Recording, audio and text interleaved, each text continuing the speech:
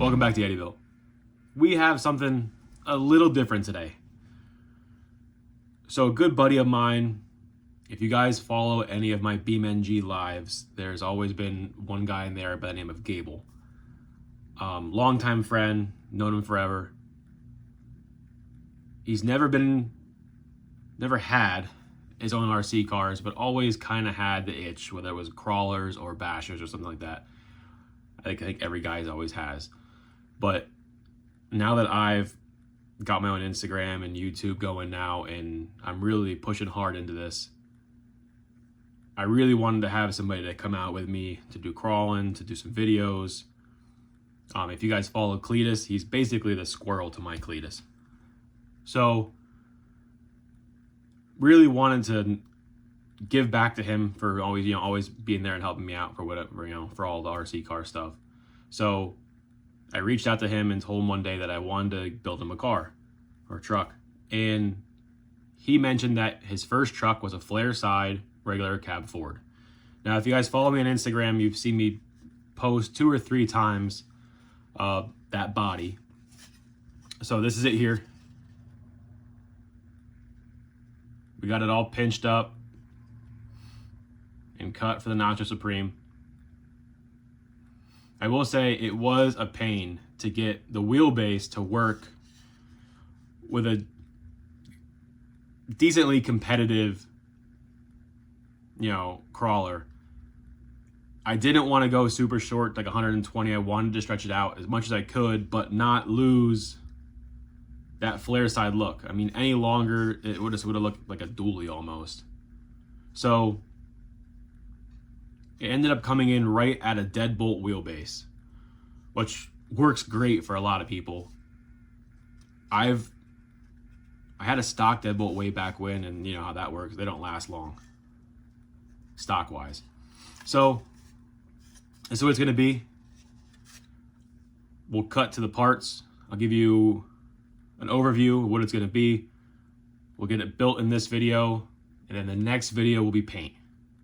Get this thing dialed in for him, and hopefully if the snow ever melts or if it stops snowing, we'll get out on the rocks and see what this thing can do.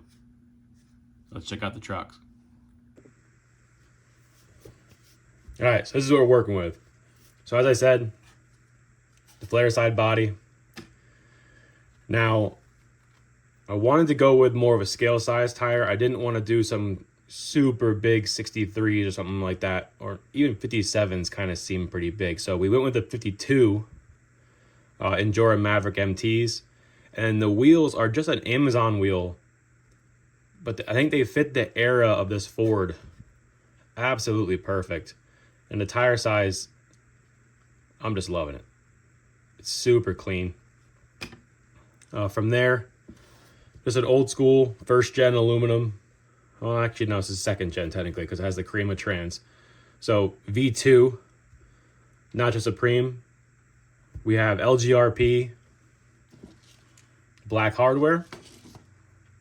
The Endura 49mm oil-filled shocks. 2 of them have carbon barrels on them so that they spin. We have Muse deadbolt length titanium links. We're going to do the Endura, the 11 kg servo, one of my Icebox ESCs. We're going to do a Muse front, so a Muse ISO front axle, and then a stock SCX24 rear axle, and then we're going to widen it to match the width. Magnet mount. We got a BKTT icing motor. Is that about it? Yeah, that should get us there. So we'll get this assembled. In this video, I think next video will be the paint video. We'll do paint, we'll do windows, we'll do trim, we'll do the body basically start to finish. Not going to go as in depth as my paint video just for this one because it's going to be a basic paint job, nothing super crazy. I've already walked you guys through my paint video. I'll check my videos down below for the paint video. I go really in depth about how I get my paint work done and finished up and looking super glossy. But I will walk you through how I do my trim and my windows, and we'll go from there. Let's get this thing assembled.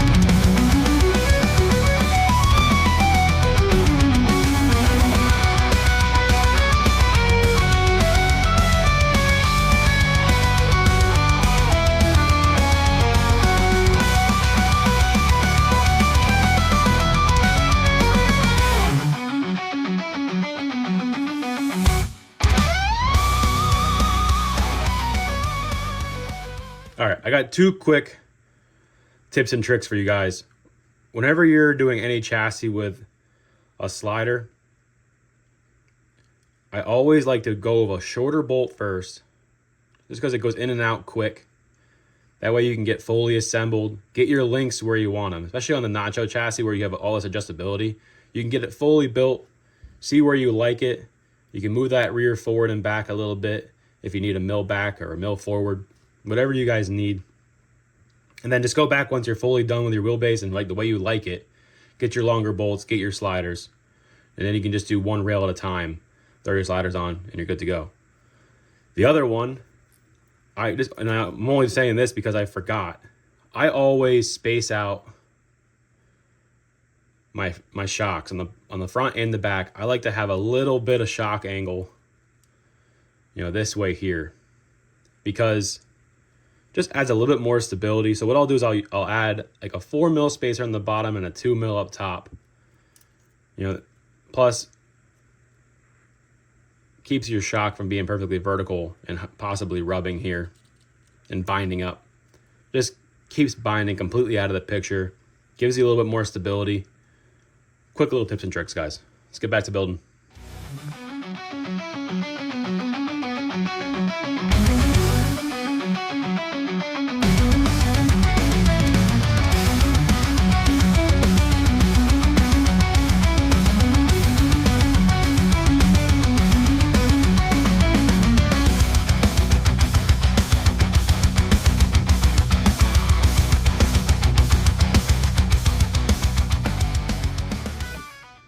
Alright, just so you can see it quick. There's the spacer difference between the bottom and the top. Just gives you that little bit of angle. Keeps movement super smooth.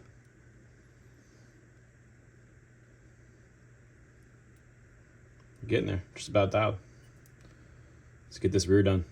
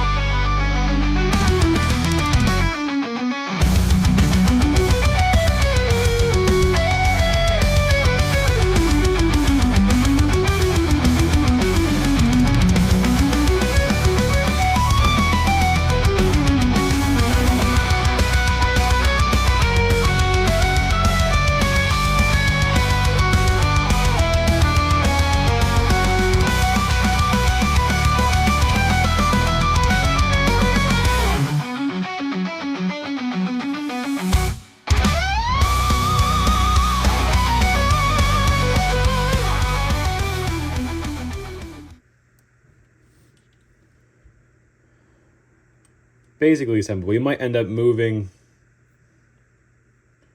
The rear shocks around a little bit, but we gotta wait to get the body on to see where that's gonna end up.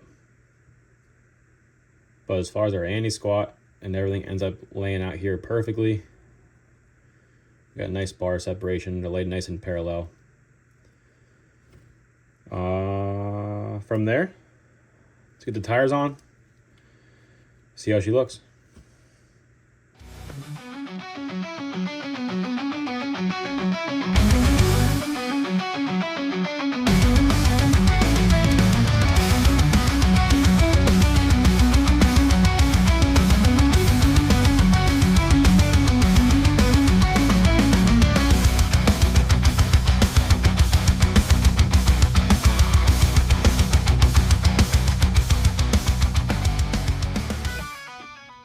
And there she is.